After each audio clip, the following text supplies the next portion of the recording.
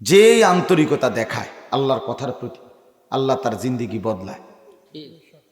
যত মানুষ বদলায় না, আপনি দেখবেন মূল কারণ এই লোকটা খামখেয়ালি, গাফলতি, মানে সে ভিতরে দিলের মধ্যে কোরআনকে, আল্লাহর কথাকে তেমন কিছুই মনে করে না। এটা একটা বাস্তবতা, চিরন্তন বাস্তবতা। এটা সে কিছুই মনে করে না, এই জন্য তার জীবনে কোনো পরিবর্তন হয় না। কত হুজুর আইয়ে যায়, কত কথা কয়, হুজুররা সব কিছু কইলে সব কি আর ধৈর্য চলন যাইব না, এটা তার মাথা শয়তানে ঢুকাইছে। এই কথা ইবলিস শয়তানে ওনার মুখে কলজার ভিতরে এই কথাটা ঢুকাইছে যে সব কথা ধরে কি আর চলন যাব না। মনে হয় যেন উনি ধরে রাখছে অনেকটি। বুঝেন নাই কথা? এটা মূলত ইবলিসের কথা, শয়তানের কথা। আও হুজুররা যত কয় এত না, তাহলে আপনি কেমনি বুঝছেন যে এত কয় কত? হুজুররা 100 কয় তো 50, এটা আপনি কেমনে বুঝলেন যে 100 কইলে 50, হুজুর 50 কইলে 25? আপনি এটা কেমনে বুঝলেন? দোকানদারে 50 কইলে হয় 50, আমি বুঝি 50 কইলে 25 হয়ে যায়। কি বলেন না, কথা বলেন না, কথাটা বুঝছেন না? আমি 30 কইলে 10, কি লেগা? তাইলে যত কয় তত না কি? আবার এগুলো শয়তানের কথা, ইবলিসের কথা। এই জন্য সবসময় মনে রাখবেন, অবহেলা করলে, খামখেয়ালি করলে, তুচ্ছতাচ্ছিল্য করলে মাইত্য না চাই, সব হুন্যা কুলান যাইত না। এই সব অবহেলা করলে আল্লাহ কোনোদিনও বদলায় না, মানুষটার বদলায় না, আখেরাতের সুন্দর হয় না। আমি তো প্রায় বলি, আপনি দেখেন যে মানুষগুলো গাফেল, কলিজায়, মুখের শব্দ না, মুখের শব্দ দিয়ে সব কিছু বোঝা যায় না, হৃদয়ে আসল। অনেক মানুষই শব্দে মুখে অনেক কিছুই দাবি করে, কিন্তু বাস্তবতা তার ভিন্ন, বাস্তবতা তার ভিন্ন।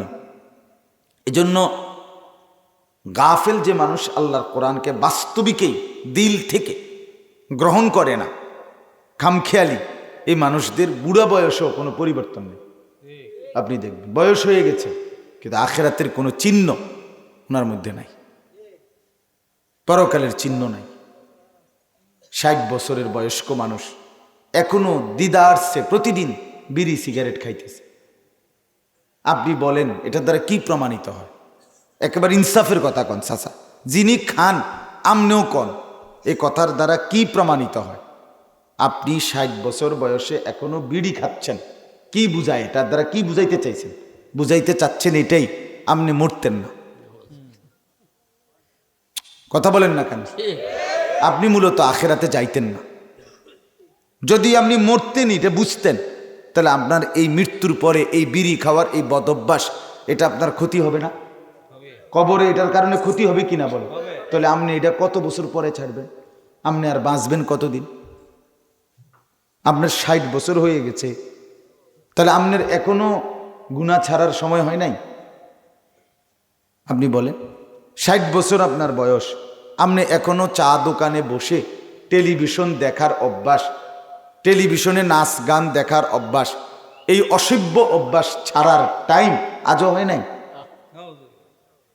বলেন ইনসাফ কি বলে? ইনসাফের কথা কন। 10 জনের হলে মেল হোক, ওয়াজ পরে হোক, কথা বোঝেন নাই আমার? দরকার হলে 10 জনের মেল বই হোক, যেটা মানুষ কি বলবে একজন?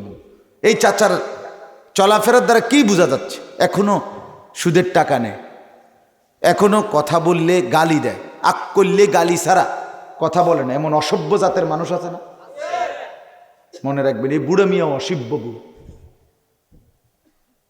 যার মুখ থেকে এখনো পবিত্র, ওটা আমি বলছি, এগুলো আমরা সরো, মুখ বুড় বেড়ে দাও।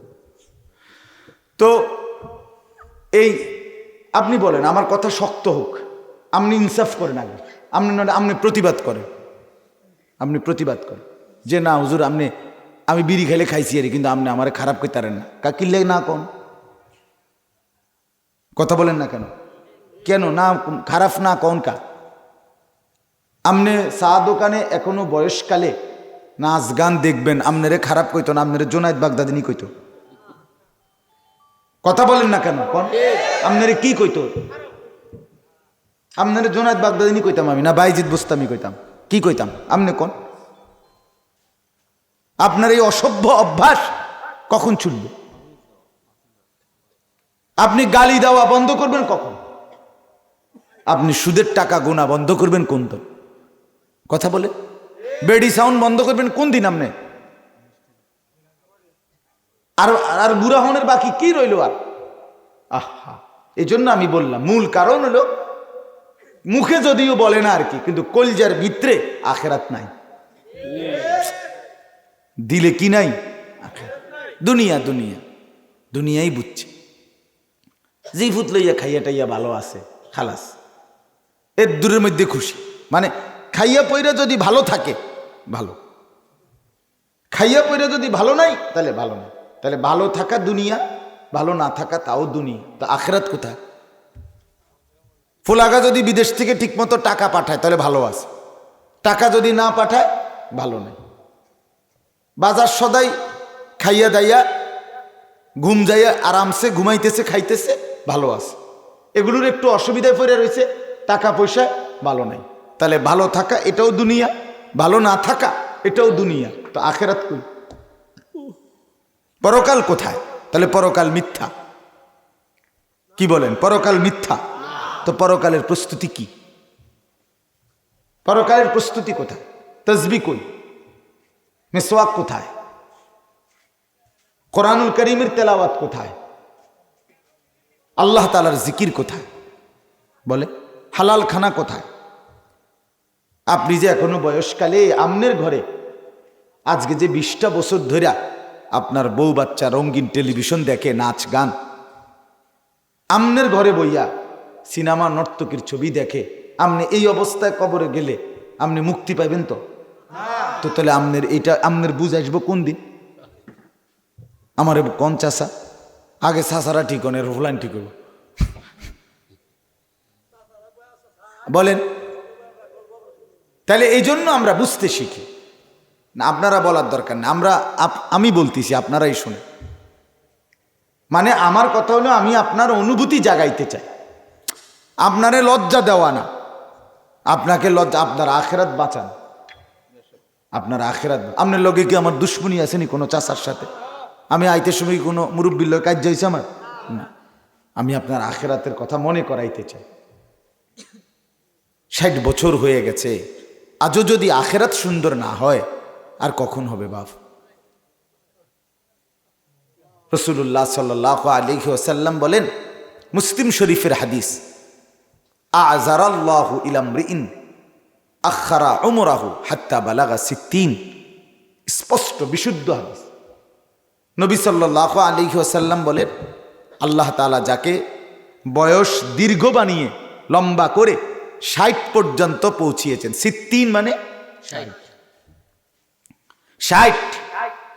সরাসরি নবী বলেন কিয়ামতের দিন এই বুড়া মিয়া যদি নেক আমল করে দুনিয়া সাজায়, আখেরাত সুন্দর করতে না পারে, আল্লাহর কসম রাসূল বলে হাসরের ময়দানে দাঁড়াইয়া 1 সেকেন্ড এই বুড়া মিয়ারে আল্লাহর সামনে কোনো কথা বলার সুযোগ দেয়া হবে না, বরং দাঁড় করাই ফিরে শুরু হবে।